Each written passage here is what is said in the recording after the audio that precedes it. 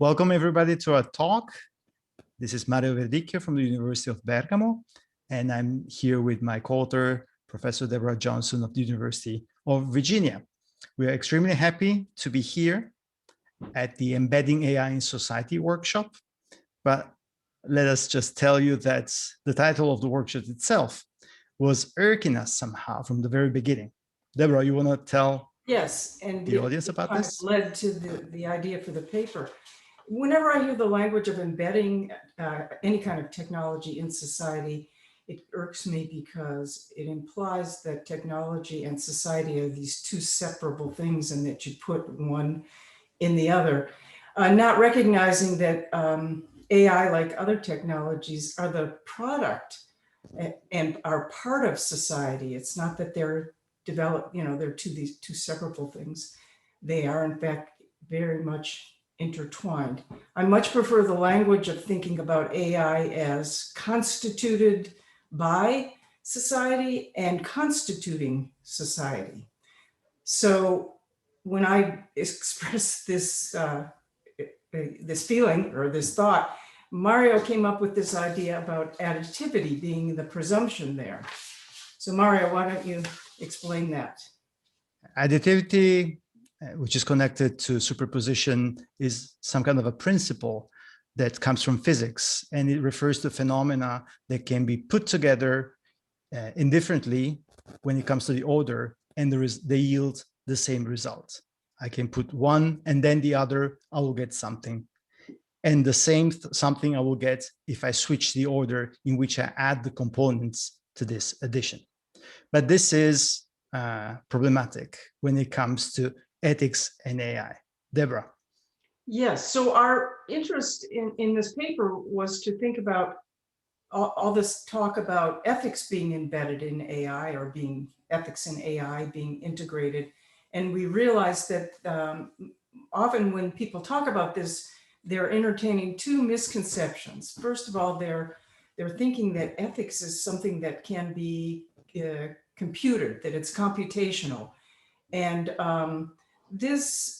I suppose this is a kind of deep philosophical question, but to my mind, ethics is something much more complicated and messier. It's social. There's not a lot of agreement about it. And the other thing is that this misconception, I think, is fed by this idea that philosophers have had of taking ethical theories and trying to compute them. And of course, they're attracted to utilitarianism because it's a quantitative theory. But in fact, in the real world, people don't act according to ethical theories. Ethics is much more of a social concept that changes over time. So that's the misconception about ethics. And then there's this misconception about AI, which also makes it computational, purely computational. People focus on the algorithm without thinking about the algorithm as part of a system. AI is really a system that involves all kinds of human activity to create algorithms. And then the algorithms are put in these social arrangements in which they're used, and in which the output of the algorithm has some meaning and significance. So it's very difficult it's a misconception to think of AI as just algorithms. And that's what those two misconceptions lead to this belief that they can be added together, which is a fallacy. So as part of our paper, we wanted to look at a particular context to see how this works, and we chose the use of AI in recruiting and hiring.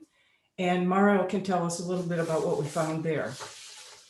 Yeah, if you look at research proposals by AI researcher, this misconception of AI as purely computational is there. And it's even more glaring when these well-meaning researchers want to apply an AI-based solution to the real world to solve an ethical problem. For instance, you were talking about job recruiting. When it comes to, for instance, job advertisements distribution over social network, many researchers found out that there is a bias in how these advertisements are distributed, and they propose a computational solution to have a more equal distribution. And this is not at all bad. This is part of the solution to the ethical problem that we have in job advertisement distribution and recruiting. However, this misconception of AI is leading them to think that once an AI solution is found, then an ethical solution is found. But actually, an AI solution is a mathematical solution to the mathematical part of the problem that doesn't cover the whole problem, including other ethical aspects that are not mathematical per se. So when they are proposing this kind of solution, we think that researchers are somehow missing the big picture. Deborah, what is this big picture about?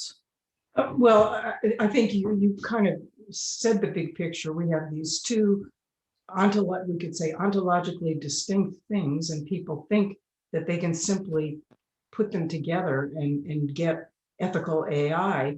And you have to be clear that there is this computational component to ethics that can help in creating ethical AI, but that's not the end all and be all of ethical AI. So much more thought needs to be given. We don't have all the answers here to what counts as ethical AI. And so we have looked around, and I don't know, Mario, do you want to explain? We found different things that people mean by ethical AI. Are you going to go through those, or yeah? Absolutely. But there are many definitions about ethical AI. However, our work is leading us more towards a negative answer to that. We're not claiming that ethical AI does not exist, but for now, it's clearer to us what ethical AI is not. And this is our issue that we have with additivity. We cannot state, I don't think we can state that ethical AI comes from the addition of ethics to AI, or vice versa, the addition of AI to ethics.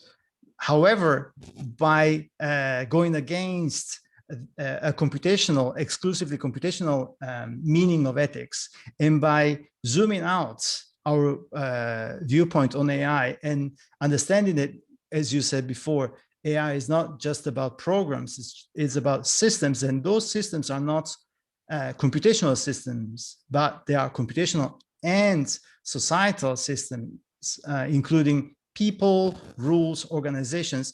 Then we go back to a place where we can still see commonalities between ethics and AI. But interestingly enough, they're not computational, they're more societal. So we want to go there to investigate how ethics and AI can be actually somehow combined with society in mind. And that's the end. I mean, so our simple message is we need to think about ethical AI not just as additivity. People have generally thought about ethical AI as a matter of coding algorithms, or adding an ethicist to a team, or training coders, computer scientists in ethics. All of those things need to be thought more carefully as something other than additivity. And that's the end. Thank you. Thank you very much.